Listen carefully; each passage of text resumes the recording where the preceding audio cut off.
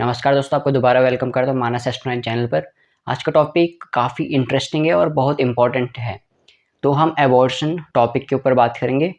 Unnatural abortion होता है, जैसे एक्सीडेंटली कोई बच्चा बॉर्न हो गया, थर्ड चाइल्ड का सोचा नहीं था, फोर्थ चाइल्ड का सोचा नहीं था, पर वो एक्सीडेंटली अगर हो गया है तो काफ़ी सारे लोग अबॉर्ट करा लेते हैं जब भी उनको इसकी इन्फॉर्मेशन मिलती है।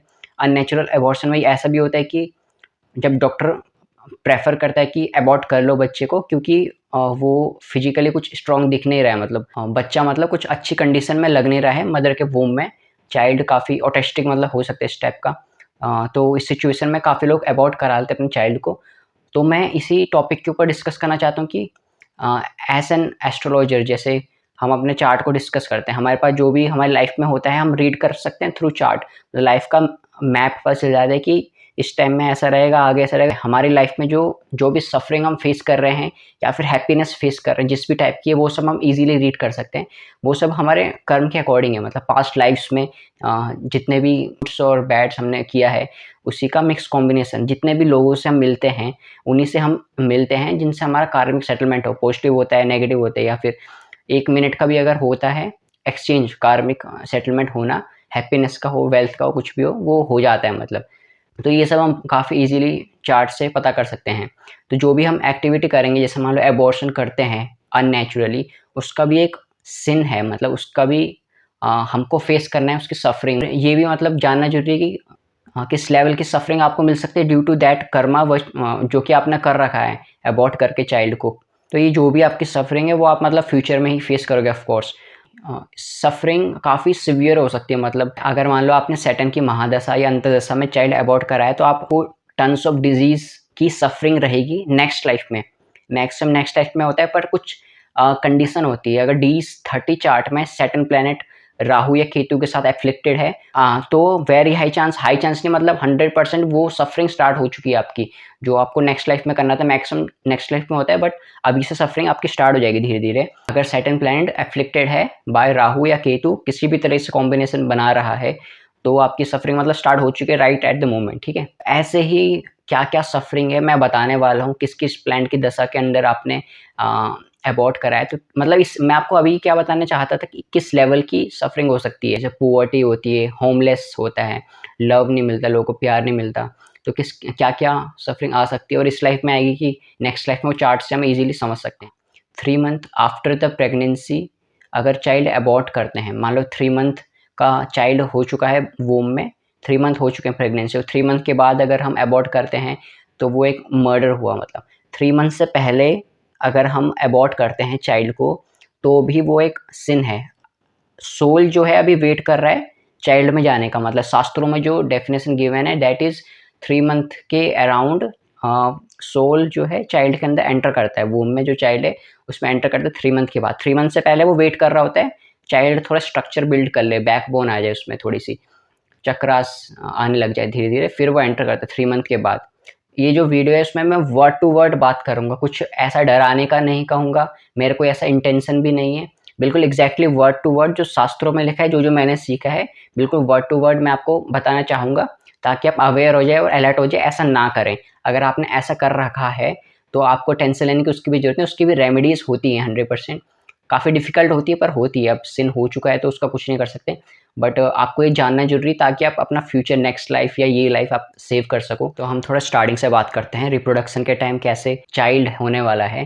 उसकी जो सोल है वो वेट कर रही होती है। सबसे पहले वो असाइन्ड होती है टू योर मूलाधारा चक्र। मूलाधारा चक्र जो है वहाँ पर आपकी नेक्स्ट चाइल्ड की जो सोल है वो वेट कर रही है फॉर द रिप्रोडक्शन प्रोसेस। जैसे ही रिप्रोडक्शन प्रोसेस होता है, जैसे ही एग और स्पर्म मीट कर जाते हैं, मिल जाते हैं, तो वहाँ से स्टार्ट हो जाता है प्रेगनेंसी प्रोसेस, स्टार्ट हो चुका है। तो उसके बाद 1 दिन हो या 10 डे हो, आपने अगर अबॉर्ट करा दिया तो वो सिन है, क्योंकि सोल जो है वो रेडी है वोम में जाने के लिए। जैसे अभी वो मूलाधारा में था, वो नेक्स्ट स्टेप क्या होता है, वो वोम में चले जाता है, वोम के अराउंड वो वेट करता है 3 मंथ तक कि वो थोड़ा अच्छा स्ट्रक्चर बिल्ड कर ले। तो अगर आप प्रोटेक्शन यूज़ करके सेक्सुअल एक्टिविटी करते हो, इट इज़ नॉट सिन, क्योंकि जब तक स्पर्म एक्ट तक नहीं मीट कर जाता, तब से मतलब प्रेगनेंसी स्टार्ट नहीं होती है, चाइल्ड बर्थ स्टार्ट नहीं होता है, तो वो सिन नहीं है। तो जो जो आपका अंदर जो वेट कर रहा है सोल, वो वोम तक नहीं गया अभी। जैसे वो वोम तक जाएगा, वो अब वेट कर रहा है चाइल्ड के लिए, अब उसका पूरा फोकस चाइल्ड में, ठीक है। और फिर आप जब 3 मंथ पहले अबॉर्ट करा लो तो वो सिन है। अब आप 3 मंथ के बाद जब सोल एंटर कर चुका है इन द वोम, तो वो मर्डर है। मतलब वो लिविंग क्रिएचर है आपकी वोम में, आपने फिर अबॉर्ट करा लिया, अननेचुरल अबॉर्शन आपने अगर करा ली तो वो बड़ा सिन है, थोड़ा सा मर्डर है मतलब एक तरह से। तो इस सिचुएशन में आपको कभी भी अबॉर्ट नहीं कराना चाहिए। नेचुरल जो अबॉर्शन होते हैं, तो जैसे मान लो बहुत से लोग होते हैं जिनका चाइल्ड हो नहीं रहा होता, वो काफ़ी ट्राई करते हैं, मतलब चाइल्ड नहीं होता, नेचुरली पेट में ही अबॉर्शन मतलब डेथ हो जाता है मतलब चाइल्ड का, या ऐसी सिचुएशन आती है, तो उसको हम सिन नहीं बोलेंगे। अगर आप अपने इंटेंशनली, अगर डॉक्टर कहता है कि बच्चे की जो कंडीशन है वो ऑटिस्टिक सी लग रही है, तब आप अबॉर्शन कराते हो तो सिन होता है। पर एस्ट्रोलॉजी में हमारे पास काफ़ी इसकी भी रेमेडीज़ हैं। अगर मदर एंड फादर बोथ, उनको दोनों को करना होता है इस सिचुएशन में। अगर एक एग्जांपल मेरे गुरुजी ने दिया था, 4 मंथ की प्रेगनेंसी, डॉक्टर ने बोला अबॉर्ट करा लो क्योंकि बच्चे की कंडीशन सही नहीं थी, तो गुरुजी ने उनको रेमेडीज़ दी थी। वो जब उन्होंने किया, करना स्टार्ट किया मदर एंड फादर दोनों ने, फिर 9 मंथ बाद बच्चा पैदा हुआ, बिल्कुल फिट अच्छी कंडीशन में बच्चा पैदा हुआ। तो डॉक्टर ने बोला कि अब भगवान के आगे हम क्या कर सकते हैं। ऐसे सिचुएशन मतलब ये सब पॉसिबिलिटी हैं, अगर आप लकी हो तो आप यहाँ तक पहुँच पाओगे और रेमेडीज़ कर पाओगे। मान लो किसी के थ्रू अगर सिन हो जाता है, तो फ्रॉम योर चार्ट, आपकी कुंडली, हस्बैंड एंड वाइफ दोनों की कुंडली को हमने देखना है कि किस ड्यूरेशन में अबॉर्शन हुआ था। मतलब आपने जानबूझ के, मतलब इंटेंशनली अबॉर्शन जब कराया था, वो जो टाइम होता है वो जानना बहुत ज़रूरी है। आपको पता होना चाहिए कि कौन सा टाइम था जब आपने अबॉर्शन कराया था, ठीक है। फिर उस टाइम पे फादर के चार्ट में और मदर के चार्ट में, दोनों के, कौन से प्लैनेट की महादशा थी और अंतर्दशा थी, ये 2 प्लैनेट आइडेंटिफाई करने हैं।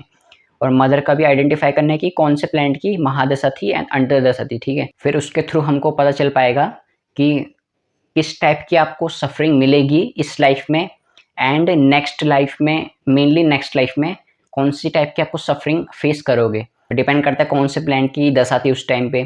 तो हमको मतलब इन्हीं प्लैनेट की रेमेडीज़ करनी है। नेक्स्ट वीडियो में आपको रेमेडीज़ बताऊंगा और बताऊंगा किस तरीके से हमको D7 चार्ट के थ्रू हमको पता चलता है कि आपके चाइल्ड बर्थ हो पाएगा कि नहीं हो पाएगा, कितनी डिफिकल्टी आएगी चाइल्ड में, ये सब हमको D7 चार्ट के थ्रू पता चलता है। तो D7 चार्ट को किस तरीके से रीड करते हैं, कुछ 4-5 स्टेप्स मैं आपको बताऊंगा। और लगन चार्ट से भी पता चलता है कि मतलब एबॉर्शन के चांसेस हैं, नेचुरल एबॉर्शन होगा, बच्चा होने में प्रॉब्लम आएगी आपको, वो सब हमको D1 चार्ट के थ्रू भी पता चलता है कुछ टेक्निक से। एंड D7 में भी कुछ टेक्निक्स है जो कि मैं आपको नेक्स्ट वीडियो में बताऊंगा, और रेमेडीज़ भी बताऊंगा आपको कि अगर इन महादशा के अंदर आपने एबॉर्शन कराया तो आपको क्या रेमेडीज़ करनी है, वो मैं नेक्स्ट वीडियो में बताऊंगा। तो उससे पहले हम ये जान लेते हैं कि मान लो आपने सैटर्न प्लैनेट की दशा में आपने एबॉर्शन कराया, तो आपको टन्स ऑफ डिजीज़, काफ़ी सारी बीमारियों से फेस करना पड़ेगा। आपकी लाइफ में काफ़ी ज़्यादा बीमार होगे, बचपन से लेकर बुढ़ापे तक कोई ना कोई बीमारी आपको घेरेगी, ठीक है। सो टन्स ऑफ डिजीज़ आप फेस करोगे। अगर मून प्लैनेट की दशा में आपने अबॉर्ट कराया चाइल्ड, देन आप होमलेस रहोगे, मतलब आपका घर ही नहीं बन पाएगा। आपका घर बनाने में खुद का बहुत प्रॉब्लम आएगी और नहीं बन पाएगा, मतलब होमलेस रहोगे आप एक तरह से। जुपिटर की दशा में अगर ये एक्टिविटी इवेंट हुआ है, एबॉर्शन हुआ है, एबॉर्शन किया है आपने इंटेंशनली, सो आपको नेक्स्ट लाइफ में पुअर्टी फेस करनी पड़ेगी, मतलब गरीबी देखनी पड़ेगी बहुत ज़्यादा। वीनस प्लैनेट की अगर आपने दशा में एबॉर्शन कराया है तो आपको लॉस ऑफ लव, मतलब प्यार नहीं मिलता उन इंसान को, प्यार मिलता ही नहीं, मतलब तो यहाँ पर आपकी सफरिंग रहेगी काफ़ी। मरकरी की दशा में अगर एबॉर्शन कराया तो फ्रेंडलेस रहोगे, मतलब दोस्त ही नहीं बनते, दोस्त नहीं रहते, बिना फ्रेंड के रहते हैं वो व्यक्ति। मार्स प्लैनेट की दशा में अगर एबॉर्शन हुआ है तो आप ऑटिस्टिक हो सकते हो, मतलब हाथ नहीं है, पैर नहीं है, पोलियो टाइप सिचुएशन रह सकता है। अगर सन प्लैनेट की दशा में आपने एबॉर्शन कराया है तो फिर ब्लाइंडनेस रह सकती है, ब्लाइंडनेस अंधा आँख से, और या फिर जिन्हें ब्लाइंडनेस आँखों से ही हो, मतलब लाइफ में ब्लाइंडनेस, ब्लाइंडली डिसीजन लेना, ब्लाइंड डायरेक्शन में जाना, गलत डायरेक्शन में जाना, लाइफ में समझ ही नहीं, पता ही नहीं चल रहा मतलब क्या चल रहा है, कैसे जा रही है, गलत डिसीजन ले रहे हो, गलत डायरेक्शन में जा रहे हो, इट इज़ ब्लाइंडनेस टू।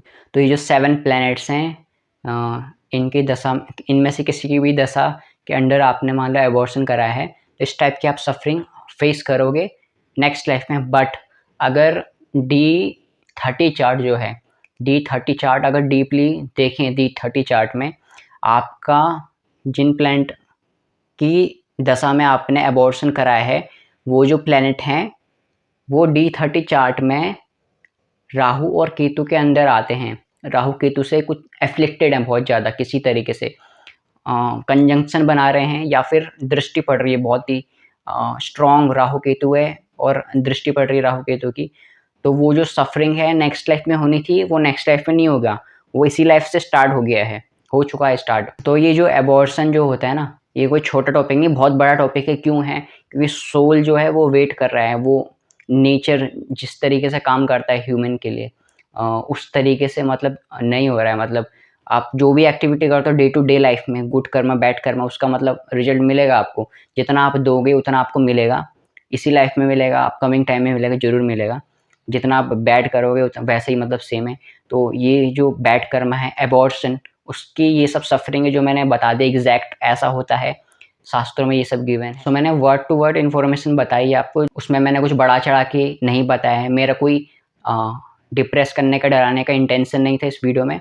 मैं बस फुल एग्जैक्ट इन्फॉर्मेशन देना चाहता था। और इन सब चीज़ों की रेमेडीज़ होते, सॉल्यूशन होता है। रेमेडीज़ ईजी नहीं होती है, डिफिकल्ट होती है, पर सॉल्यूशन होता है, ठीक है। तो वो मैं नेक्स्ट वीडियो में आपको बताऊंगा, मतलब नेक्स्ट वीडियो में आपको रेमेडीज़ भी दूंगा।